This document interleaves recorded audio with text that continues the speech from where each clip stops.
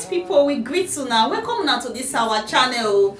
If na the first time when I waka jam this our channel, make una follow us, make una like our page, and make una help us to share our videos.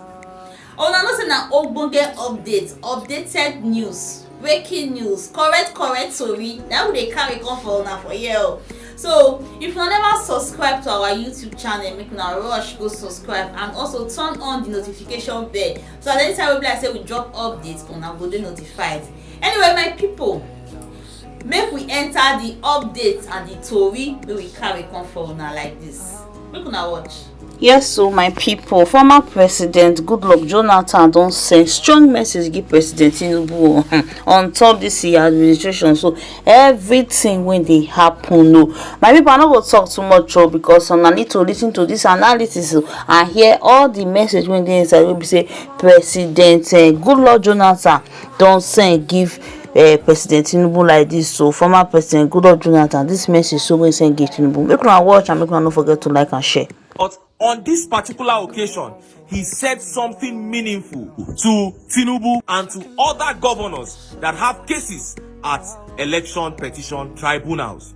He said they should stop playing God. He said they should follow the rule of law. That sometimes when you are in those positions, you will think that you are so mighty and you will want to twist the judiciary. He said, but times have changed. That if they do that now, they are going to face serious resistance. Let me show you the video of former President Goodluck Jonathan saying that those who have cases at the election petition tribunal should not try to twist the judiciary. He didn't call Tinubu's name directly, but when you watch this video, you will know that this man was referring to Tinubu. See the video. Let me use this opportunity to advise us who are politicians and those of us who are in the security services that while we are doing the job we are meant to do, let us not, because the judiciary is very conservative, try to blackmail them or squeeze them. Sometimes when we have political powers, we get blinded. They say sometimes your wisdom is consumed with confidence. When we bear the big name, president, governor, all the speakers and so on, we become so blinded, especially even in the security services. When you're holding certain positions, become so blinded. But society is changing, and we must learn, we must admonish ourselves. And civil society is becoming very, very active. And certain things that probably we do and get away with it, we may not get away with it tomorrow. If we take laws into our hands and try to squeeze society, young people will react. It happens when I was a president in a sister country, Burkina Faso, where by their law, if the president is not there because they have no vice president, it's the speaker of the parliament that will take over the country and manage the country. The president wanted to amend the constitution so you go for a third tenure. And from the thinking of society, the parliament was compromised, so the speaker was to do it. The young people in Burkina Faso,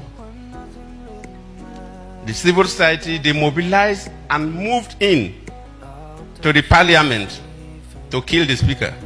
The security people couldn't defend it. The speaker has to run away. They burned down the parliament, the national parliament of that country. The mob moved into the state house to attack the president. The president defense squad that was even stronger than national army couldn't stop the mass movement. Otherwise, you kill everybody. The president has to run to Cote d'Ivoire. The country was in a quagmire. Their constitution said the president is not there, the speaker. Now the president ran away, the speaker ran away. Nobody to take over power. The military have to step in. So we, the politicians, and those of us who are holding sensitive security positions should know that society is changing so much and that we should do everything based on the rule of law.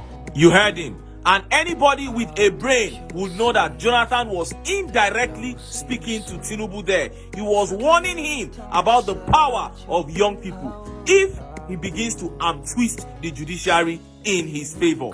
Now, talking about the power of young people, well-meaning young people in Nigeria are willing to take this fight to Tinubu and the judiciary with everything they have at their disposal. Right now, there is a campaign going on Twitter. Young people are making a desperate call to the journalists who live and work in Chicago to help them spread the news to the whole world, the news of what APC, Tinubu and the American government are trying to do to Nigeria. So it's looking like an emergency call now. So while the youths are resisting APC and the judiciary and Tinubu in Nigeria, they are also sending some sort of an SOS, save our soul message to people around the world. And this is how this is going down now. And one of the tweets that caught my attention the most was a tweet by this guy called Toby Akimbo J, a true Nigerian who has not allowed ethnicity to destroy him. And listen to what he wrote. He said, "Dear influential journalist of good conscience in Chicago, Illinois, I am a concerned Nigerian seeking your indulgence to help us unravel the certificate racketeering criminal activities that have been going on in Chicago State University, where degree certificates are sold to the highest bidder. It is no longer breaking news that the current interim president of Nigeria, Bola Tinubu, whom we are waiting for a judgment of the Presidential Election Tribunal to disqualify, submitted a fake university certificate from Chicago State University to INEC Nigeria, and the school president is bent on covering him up. If you notice, as Chicago State University has locked their Twitter account, this is because all well-meaning Nigerians have been calling them out to know why they removed the 1979 yearbook from their Ancestry.com account. Please, kindly lend your voice. Nigeria is bleeding and dying because narcotic traffickers and fraudulent-minded folks have hijacked power. Watch the true life story documentary of the Nigerian interim president Tinubu, compiled by David Hundeyin. Then he attached the documentary and a picture of the website where Chicago State University omitted the 1979 yearbook. Then he tagged all the journalists working and living in Chicago, Illinois. I don't know how this guy was able to get their names, but look at